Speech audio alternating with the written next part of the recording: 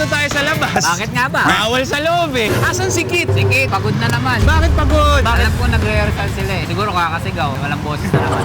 Hindi, nasa Vietnam yun. Nag-vlog yun. Meron siyang 1 million na money ng Vietnam. Inubos niya. Kaso sabi nung isa, hindi daw ipapalabas. Hindi papalabas. Grabe naman yung tao na yun. Nag-effort yung tao, tapos hindi niya ba... Dal mo.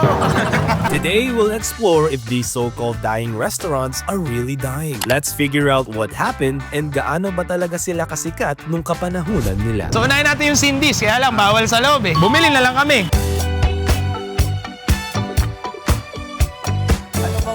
Seller nyo dito, kuya? Isa to sa mga bestseller. Milky cheese. Sige po. Para kaming di bawal kasi. Para tayo ka-surveillance, hindi ito ah. Bali po, ubi cheese pandesal, milky cheese roll, ensaymada. May macarons din. Bumili kami ng milky cheese, ensaymada, ube pandesal. GCM, Mga nasa ano yan, 30 pesos, 40 pesos. murang-mura lang. GCM, Tikman muna natin. Cheers!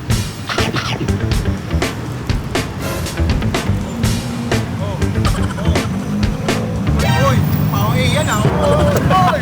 Panalo. GCM, Kamusta yan? Sarap. Mas marami pa siya oh. Kesa ano. Ano? Saan yan? Uy! Ano siya ba? Uy! Saan? Mas makapal pa siya oh. Ay, saan? Sa iba. Nakatingin ka naman ng ensaymada ng Goldilocks. Masarap din. Pero yung ensamada sa ano, yung mga ensamada sa bakery, yun ang trip na trip ko talaga. Kung alam mo yung kumori, meron silang milky cheese. Pero yung lasa, malapit. Tikman mo. Baboy. Paita! Ensaymada. Kamusta yung ube mo, pre? Pwede na. Yung keso, malaki. Pero hindi ganun ka-special. Kasi marami ng ubi pandesal eh. Ito, panalo to. Ngayon lang ako nakatikim na GCM, GCM, Dahil dyan, approve yan. So far, 3 out of 4. Ba't ba naging Cindy's? Ako, pagkakaalam ko, para mga group of businesses, itinayo to. Noong 1971 sa Tarlac. Ni Jose Chua. Sila ang pinakaunang fast food na Filipino-made na nagka-commercial. Kasi matagal na ito Cindy's talaga eh. Since 1972. Opo, sir. Kung natandaan nyo yung commercial na Cindy is the place to be. Cindy's, the place to be. When you're hungry, Cindy is the place to be. Nanggaling yun sa Cinderella daw na theme. So baka kaya Cindy's? Ang Cindy's, restaurant talaga siya. So may mga bestseller siya noon na chicken barbecue, palabok, burgers, fries, spaghetti, halo-halo, cakes, mga bread, ganyan. Tapos nauna, hindi naman siya nauna sa Jollibee, pero kasing lakas talaga niya yung Jollibee noon. Hanggang sa hindi nila kinaya. Yun nga daw. Parang yung mismong Cindy's, pinosisyon siya as competitor ng Jollibee. So parang doon namin masasabi na dying. Ngayon, may modernization sila. Ilan ang branches ngayon? Sa buong Luzon. Buong sa Luzon, Northern Luzon, oo. nasa 90. Sa Metro Manila, 3 lang. Pero ang ginawa nila, dahil siguro mataas ang competition dito, nagprobinsya sila. Pero para naman po dun sa mga naka-experience talaga, comment nyo nga below, anong experience nyo sa Cindy's. Yes. Nandito tayo ngayon sa Magus Pizza.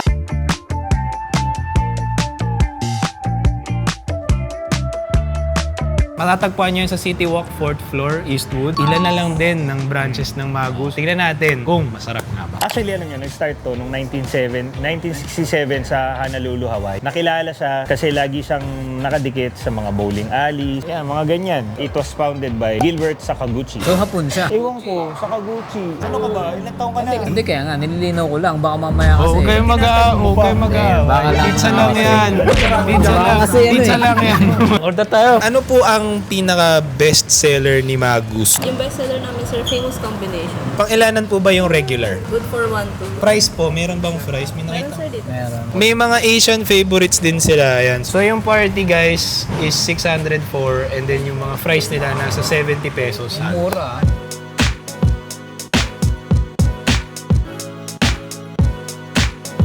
So pre, ang Magus pala ngayon parang nasa 4 to 5 branches na lang.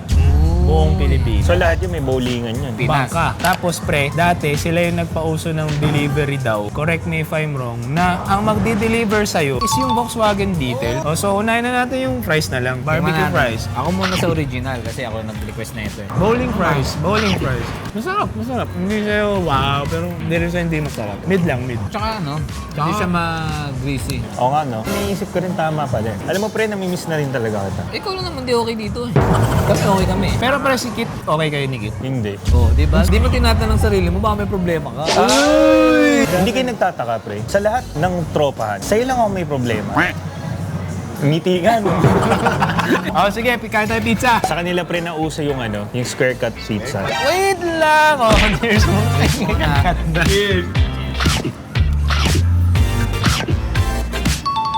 Sarap, pre. Kasi nag-pizza video na kami. Panoorin nyo yun. Hindi siya parang lahat sa pizza or parang Fat Boys. Panalo sa akin to. Tsaka alam nyo, yung branding niya, parang nasa 90s pa din. Tsaka parang bira na lang yung mga lugar na parang pag pumasok ka, time travel. Mapapatroba ka talaga. Paing ni Pomoseno yan, no? Pre, nung bata tayo, nasa libro na yan. Goat ng bowling yan. Pero may website pa sila eh. Kahit yung Cindy's, may website. O yung mga tiga Pasig, yung malalapit dito. Try nyo to pag movie night, billiards. So ngayon, bakit siya parang nag-decline? Sabi lang hindi kami sure. Dahil nung nagsiputan na yung mga Shakey's Pizza Hut, medyo nahirapan na silang mag-catch up. Pero hindi pa uli yan lahat, kaya kami nandito. Pwede nyo namang subukan pa rin. Minsan ganun talaga nangyayari, no? Katulad dun sa Cindy's. Minsan sa ability rin ng business, yung ability nila mag-scale up din siguro. Kasi minsan kahit mas maganda yung produkto ng isa, kung yung isa naman may kapital siguro or mas maganda, mas magaling mag-handle or ano. Maraming ganun negosyo eh. No? Havaianas, pre. Ayan, na-witness namin yan. Usong-uso yun dati, no? Alam niyo pa yung Toms na sandal. Sayang, no? Crocs na ngayon. Ang ganun ko, Islander. Tapos pinipilit nilang buhayin ngayon na ipag-collab sila sa Sunnies. Sana kunin kami na Islander. Pero overall guys, okay itong famous combination nila. Try nyo. Tsaka tingnan nyo lalagyan, no? Ang gara, luma. Pero hindi pangit hindi pangit. Dito tayo sa Tom Sawyer branch, Yes. SMCT Pasig. Ma'am, naabutan niyo ba si Tom Sawyer?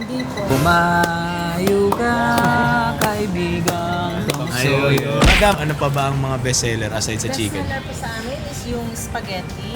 Spaghetti. Yung mga sandwiches po. Sandwiches. Magkano po tong cornbread? 48. Pero merong trooper, 188 lang. Makaka-discount ka na. Uy, ganda ng Gusto ka discount, ma'am, pero isa lang.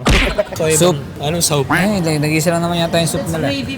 Gravy. Akala ko gravy. Meron po kaming soup yung chicken chowder soup. Order ka, pre? Ano ako, isang four Isang seasons. chicken chowder soup. Nagsabay kayo, isa pa. Isang four chicken seasons. chowder soup. Four season, in-store po. What do you mean? In-store is naka-glass po. Ay, ate, ano po, palagay ako sa bottle. Tapos isang chicken chowder soup. Yun, nagsabay din ng maayos. Sino ba si Tom Sawyer? Si Tom Sawyer ang ang kababata niyan, si Hackpid. Sila yung magkakaibigan. Ang tiya niya, si Tia Molly. Ang Tom Sawyer ba ay parang American cartoon siya? Kung itong kainan, dinala ni Sir Chef Eli Ariola. Aurelio. 1981. Ang nakalagay dun, yung grand opening nila, pwede kang manalo ng 21 inches color TV. Nung dinala siya dito, 1980s, pinaka-sumikat yan. Dito din sa area na to. Pasig area siya. So itong restaurant na to, di ba maraming restaurant na nagpapanggap na Western. Ito, Western talaga siya na dinala sa Pinas. Pero Pilipino ang nagdala dito. Nawala to, tapos binalik pa sang recently, kailan ba yun? 2014. 2014. So nawala siya ng 2003. Again, nag-peak siya. Fast food, naglabasan din. Yan, Jollibee, McDo. Ang last branch nila, sa Green Hills, 2003. Nung 2014, na pag-decide na ng mga nung family nila na ibalik. Ito ang question ko. Anong bagay ang sa'yo? Napapa-feel sa'yo na naaalala mo yung bata ka? Ako yung mga anime nun. Akin talaga, pre, safeguard talaga. Pag naamoy ko siya, amoy elementary. Amoy classroom na parang gumising ka ng 6 a.m. Johnson & Johnson sa na Baby pulbos. Kulot. Baby Kulot. Tsaka pulbos, pre. Tsaka mga sasakyan. Yung Kia Prehio, yung van ng Kia. Tsaka yung Mitsubishi na carnap van. So ito, so far, hindi na namin siya tama ba? Wala ba guys? Nakaabot? Baka mga magulang na namin. Sa tingin nyo, gano'n ba kasarap ang chicken nito kumpara sa Jollibee? Kasi ngayon, titignan namin. Yes. Tsaka kasi itsura pala ng chicken. Pepperio, marami siyang paminta. Ayun, sarap. Uy, masarap. Boy, ang sarap. Natay balat. Yung gravy niya parang homemade. So, pre, Tsaka yung balat, ang sarap. Yung chowder soup. Kamusta? Ang sarap ng chowder soup niya. Para siyang sopas, pero hindi. Kailan ka ba uling nag-chowder, Frank? Ngayon, first time ko mag-chowder. First time. Tikman natin ang spaghetti nila. Sarap ng chicken. Chicken, ha? Kamusta yung spaghetti? Yay or naibol? Yay! May kalasa siyang fast food.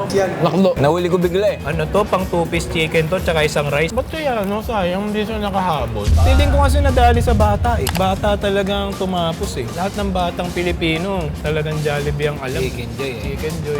Tikman natin yung cornbread na lang. Cornbread! Goods din, boy. Medyo matagal mo malasahan yung corn. Okay ka pa, pre? Masarap, no? Ay, panalo. Nakakaano lang kasi may mga bagay talaga na hindi rin naman need sumikat ng todo. Kasi kung isipin mo, ano bang mga hindi naman kaputukan na fast food, pero nandyan pa rin. Wendy's. Minsan kasi syempre magre-reflect din sa may-ari. Baka kasi ganyan lang gusto niya. Minsan nga, okay din yung mga ibang business na ganito. Yung parang meron kang ibang pagpipilian. Kumbaga, hindi mo kailangan sumikat, kailangan mo lang mag-exist. So ayun, hindi pa naman talaga dying. Para sa akin, lahat naman goods. Yung Cindy's di ko ma-appreciate kasi maganda sana may meals eh. Pero feeling ko dati, palurin talaga yung Cindy's para sumabay ka sa Jollibee. Pwede pa namin matikman yan. Padala nyo. Padala nyo na lang kami, nasa Tarlac yata kasi yung may restaurant eh. Balay mo naman, mabadbad tayo ng Tarlac. Nandun si Kit nun. Nandun. Parang bawing-bawi ka ngayon ah. Na-miss ko lang si Kit, iba lang talaga yung pag nandito. Kasi iba yung mga research ni Kit eh. Oh, malalim, no? Na parang kala mo kasama niya talaga yung mga nag-build ng business. I-encourage namin kayo. Kung malapit kayo sa mga lugar na pinuntahan namin, subukan nyo nga. Hindi naman namin i-recommend kung hindi okay. So yun guys, maraming salamat sa mga suporta nyo sa mga video. Susunod, marami pa to. Paano? Hanggang sa muli! Paalam! Paano? Hanggang sa muli! Paalam!